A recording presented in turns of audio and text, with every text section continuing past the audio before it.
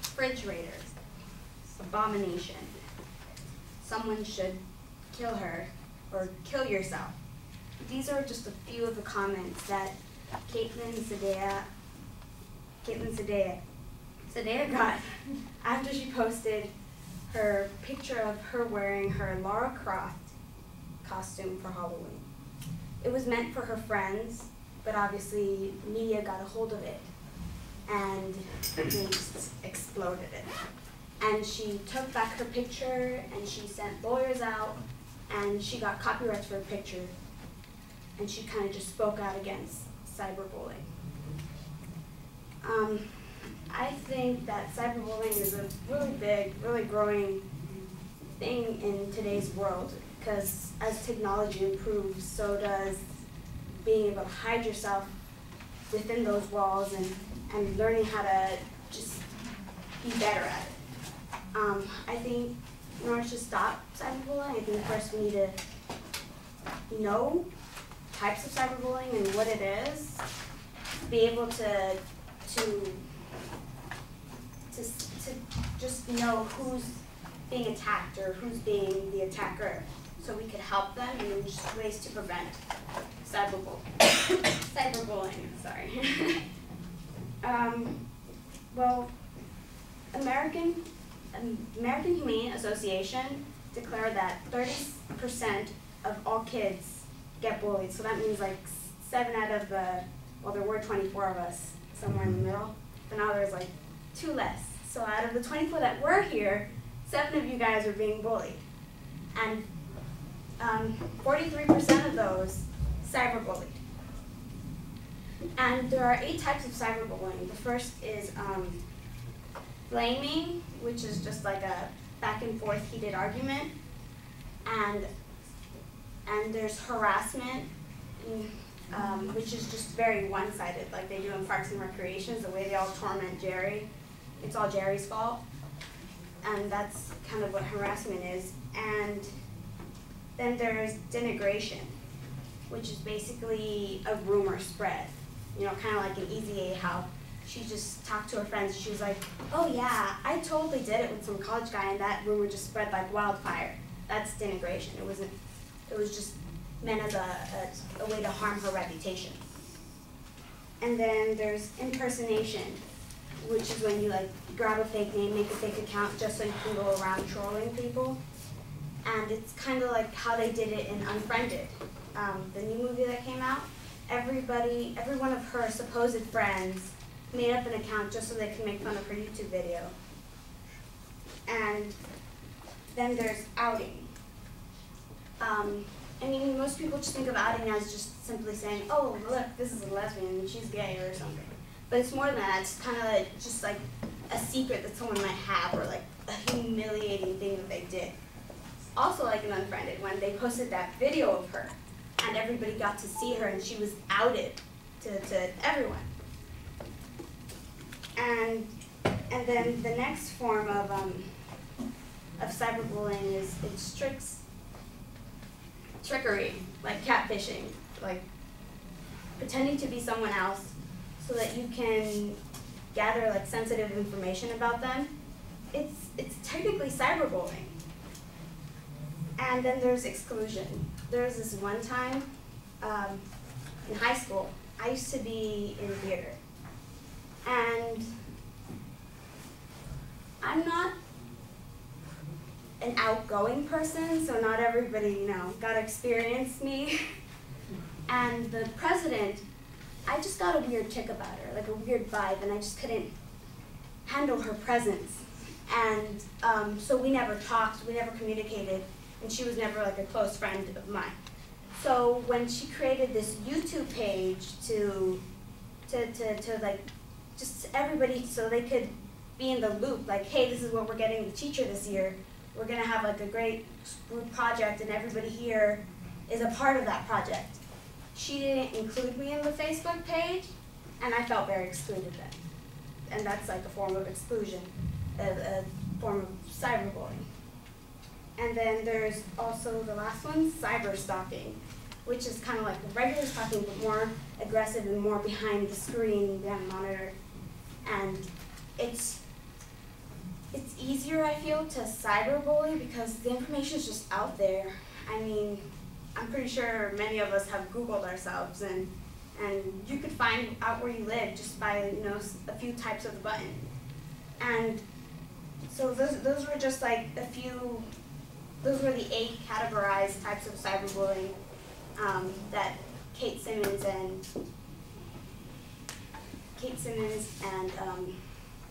Miss Bynum, I forgot her first name, posted up, and they wrote this article of 6 steps that we must take to prevent bullying. And I'll get to more on that in my next point. So my next point is how to figure out how can we tell whether or not people are being cyberbullied and those that are cyberbullying.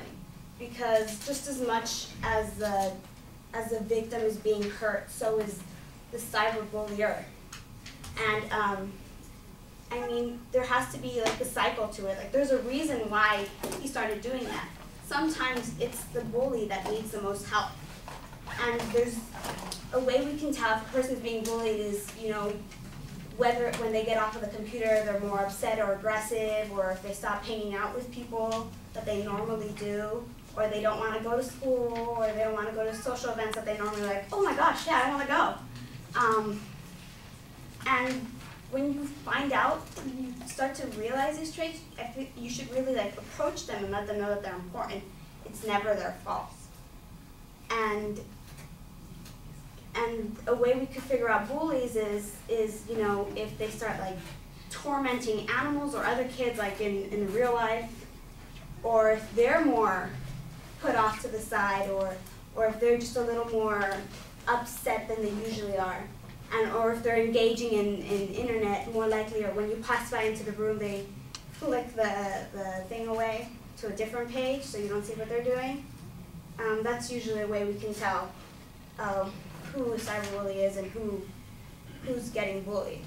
I think one quote that we should always remember is that one man's trash is another man's treasure. That whatever trash comes out of our mouth, somebody else might just treasure that. Not like as in, oh my gosh, my precious, but like as in, this is real, someone said it, so it must be true, and I'm gonna hold it close to me. And I don't think people realize that yes, it's fun to joke and everything, but we don't know how much it offends the person next to us. Like, you don't know if the person next to you is contemplating suicide because of cyberbullying. And so the 6 steps that Kate Simmons and Ms. Bynum thought of to prevent cyberbullying were number 1, to limit the school usage of bullying. They kind of wrote it for like the school, like what the administrators should do, but I feel like it could be used like as a general rule. Like, you could just simply limit the amount of internet that a person is exposed to, and that just limits them being cyberbullied, because, you know, the less you go to the beach, the less likely you get attacked. And then there's also bullying awareness. Just letting people know that there's a problem really helps them open their eyes to that problem. And especially if parents are involved, if you let people know that, hey, you know, this is out there, and if it's not a good thing, people can rally up and people can rally up and you know, work on something to work against that, to stop it, because we don't want our society to grow up to be this terrible place, because, you know, we all want paradise. We all want a community in where we can, you know, walk the streets at night. And then there's like a police club, which is not, it's kind of like, I had it. It's kind of like the watching, the neighborhood watch, sorry. It's kind of like neighborhood watch, where it's a little club where they're just enforcing bullying, but, you know, instead of being out at night, not enforcing bullying, enforcing anti-bullying. But instead of going out at night, maybe they could be spread out, you know, after school times, before school times, just patrolling the neighborhood. So just in case, you know, they see any bullying, they can stop it, because, you know, that's the times where they can prevent it in their own home. And even in school, if there's like anti-bulliers in the halls, like just watching and watching out and listening for kids that might be bullying. And then another one is, you know, instead of just the police, a tiny little fake police group, you can actually bond with the actual police. And, you know, I'm not just like Steve was saying, you know, the police aren't bad. We can make them our friends, and we can build this bond between them, and they could help us out, because that's what they're there for, to help out the community. And then there is just creating a happy environment. If you feel safe and secure in an environment, you feel safe and secure to speak out what needs to be said. So if you're in like a bad environment where everybody always oppresses what you have to say, where nobody like really pays attention to you, you're not gonna say anything. When I was young, I was raised that while the adults are talking, the children stay quiet. So I wasn't really born in an environment where, you know, you were free to talk. It was more of a speak when spoken to. And if you create an environment where kids are allowed to, hey honey, you know, come talk to me if you ever need anything, good or bad. That helps them. And then there's also just keeping your eyes and ears out for whether or not there's a potential bullying, and always report it, whether or not you think it is. And so I think that you should have taken out today that what cyberbullying is, that it's a problem, how to detect who's bullying and who's being bullied, and just steps we can use to prevent that. So your voice travels very far, and you could stop it right here.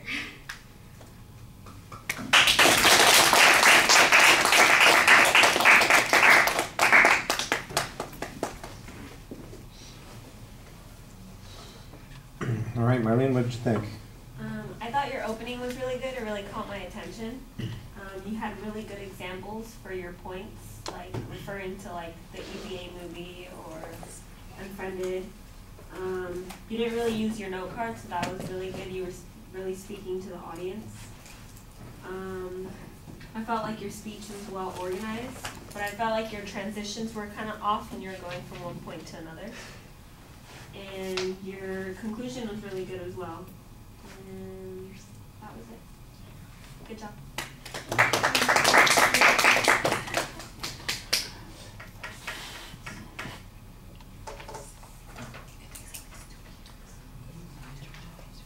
You know, I was a little confused at the beginning as to where you were headed. I knew the topic was cyberbullying, but then you kind of had this discussion about, you know, hiding inside and, you know, people withdrawing, and I'm going, wait a second, is this the solution? Is this the source of the problem?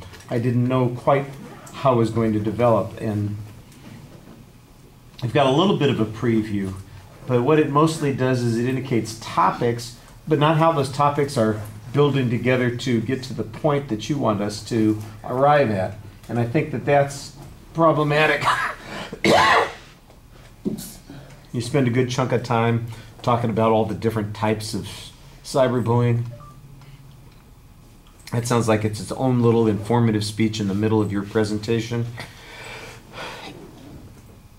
You need to get through that faster. You need to talk about how big the problem is a little bit more so that the solutions will make more sense. I mean, I got an understanding of the different ways in which people... it's not to go the opposite direction on it. I got more direction about how to be a cyberbully than how to prevent the cyberbullying. You know, I got a whole bunch of ideas here now that I'm going, oh, I hadn't thought about that. I would try it out. Need a little bit more data. Got a lot of hypothetical examples.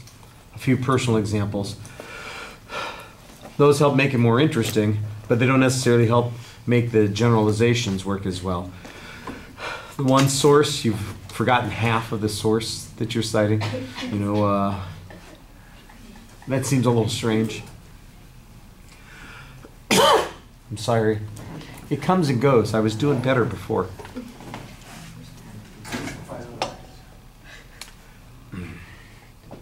I think you do a nice job delivering the presentation, though. You usually, I mean, you're talking to us the whole time.